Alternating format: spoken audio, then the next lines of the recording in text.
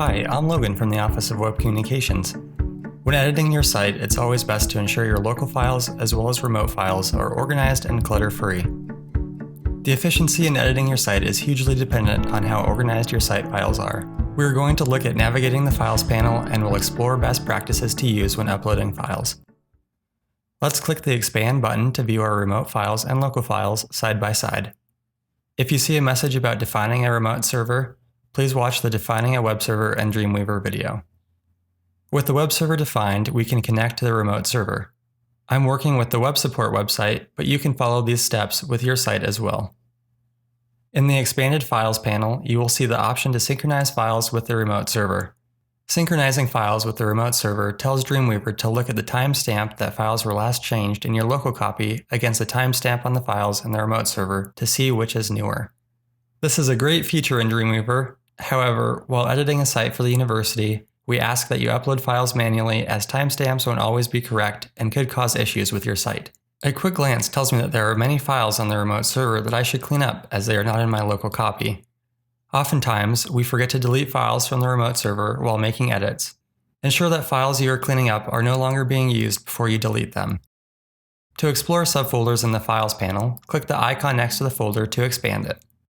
You can also expand all folders at once by clicking the arrow next to the root folder while holding down Alt or Option on a Mac.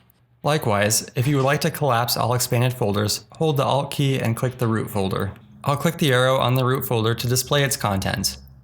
If file names are being truncated in the Files panel, we can expand the column to display their full names. If there are files in your local copy of the site that you wish to never upload while making changes, you can right-click on the file, choose Cloaking from the menu, and select Cloak. Cloaking files and folders allows you to exclude them during your get and put operation. Keep in mind that everything you upload to the remote server is visible to the public. You should never use the remote server for everyday file storage. You may be using a version control system on campus. The files generated by that program would be an example of folders you would need to cloak. In the web support site, I see a file titled staff2010.html that was last modified on May 27, 2010. This is quite an old file, and I should remove it as it's no longer needed. To do this, I can start by either removing the file from the remote server or my local version. I will start with the local version. Start by right-clicking the file. If you're on a Mac and unable to right-click using your mouse, you can press the Control key on the keyboard while clicking. From the menu, choose Edit and select Delete. Dreamweaver will attempt to identify any pages that contain links to the file you are deleting. So if you get a message about there being links to the file you wish to delete, be sure to update those pages before you continue. With the file removed from my local copy of the site, I can go ahead and delete it from the remote server as well. Simply right-click the file, choose Edit, and select Delete.